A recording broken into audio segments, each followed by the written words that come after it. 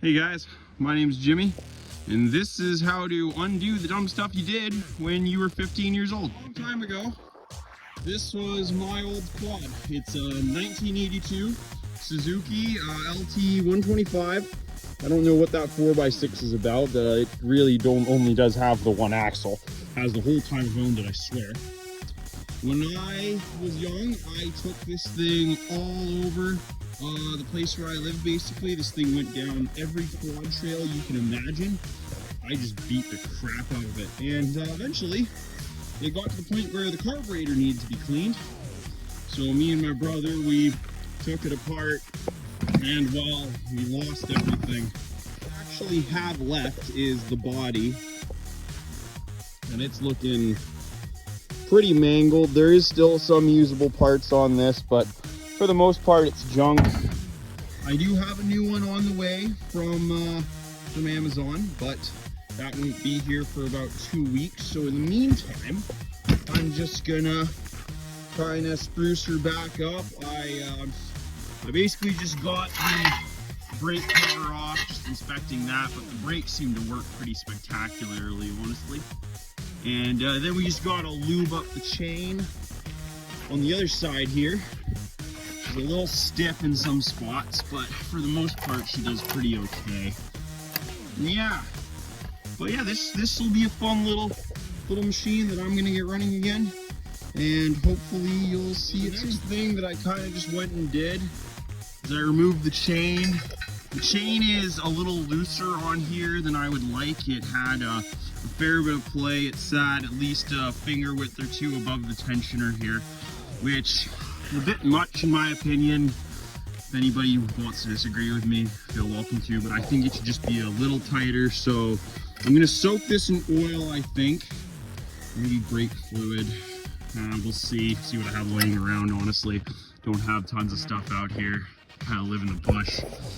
And worst case scenario, I think I might be able to reclock this tensioner. It looks like it just sits on a spline with a C-clip and then just a bolt to kind of tension it on there. But yeah, and that'll kind of maybe, when I had this quad driving when I was younger, we did have a lot of, you could hear the chain slapping around inside the cover. Kind of got to the point where it's wearing that out, so I got to re-weld that, which we'll do. We got to just steal some metal from the scrap yard. And right now what I'm trying to work on is this is the reverse gear handle right here. And this was always a problem for us when I was running this quad before. This always broke right there. There's supposed to be a little handle that comes up so you can pull it while you're driving. At one point I had an extension cord hanging off of this that I would just use to pull it into reverse, but I kind of want to end those days. And now that I have a welder and actually know how to weld, I probably could. So let's go ahead and get that off. I think this one just has another little tension bolt right there. And then just this C-clip. Yeah, get that off and get her prepped for it. So I got the reverse lever off.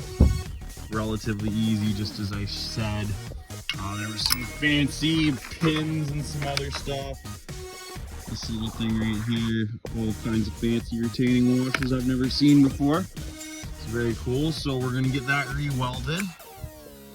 And then a lot of you are probably saying, although there's probably no one watching this, let's face it, well, this quad's been sitting for probably 8 years. How do you know it's any good? Well, this quad was probably the most reliable machine in the world when I was a kid, and that's probably not going to change today. So I'm going to try to start it for you. We'll just see if she has spark. We'll spray some down the throat of it and just see what she does. For anyone who's unfamiliar with it, this is Go-Go Juice.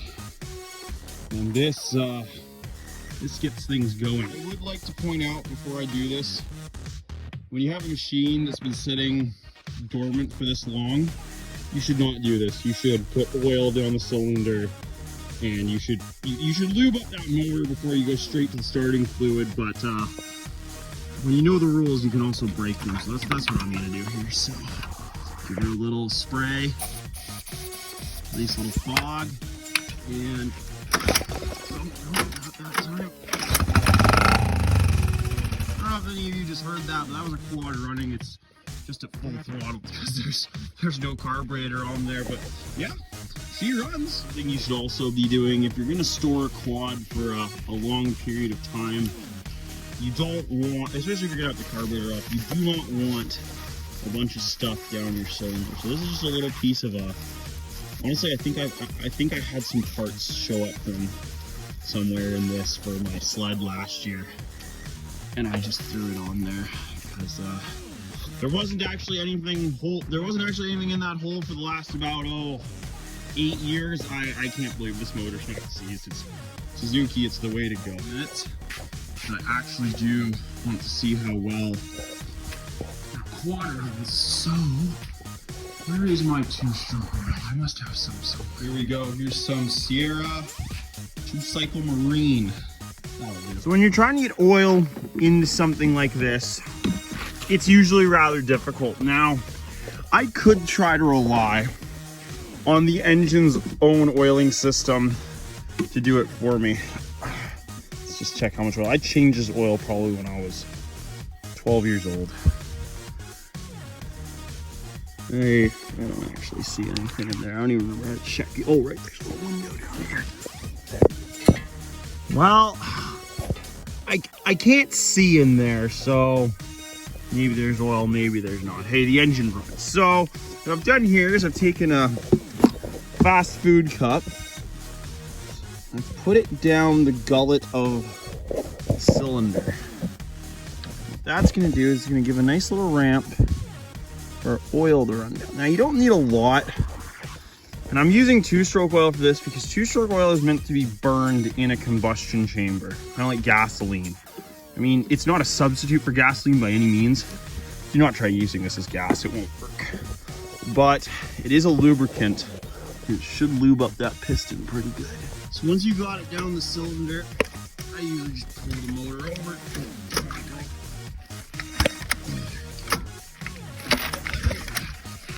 Just a few times. Another really good way to check what's going on inside and check the condition of your engine is just pull the spark plug out. It's usually pretty easy to find. On this quad, it's on the right-hand side. Right there, it goes right there on the top of the head. You can see it's black, fairly oily, which means my lubricant did in fact make it into the cylinder. That's a good sign. So now, I'm gonna see how well it runs. As you can see,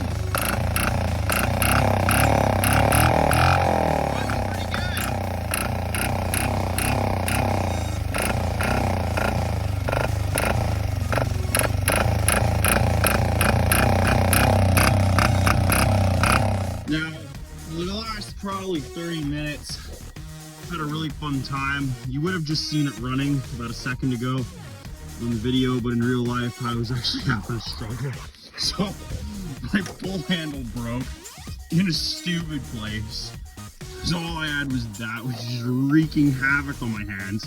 So, vice grips. Once again, working for anything. Perfect pull cord. And yeah, it runs like a top. You can't run on ether forever. It's not great for an engine, especially in dog. Basically, we know it runs.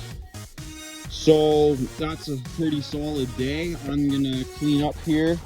I gotta get some special hardware, locate a bunch of hardware to bolt on the chain cover and bolt on the brake cover. Because that about lost 8 years ago.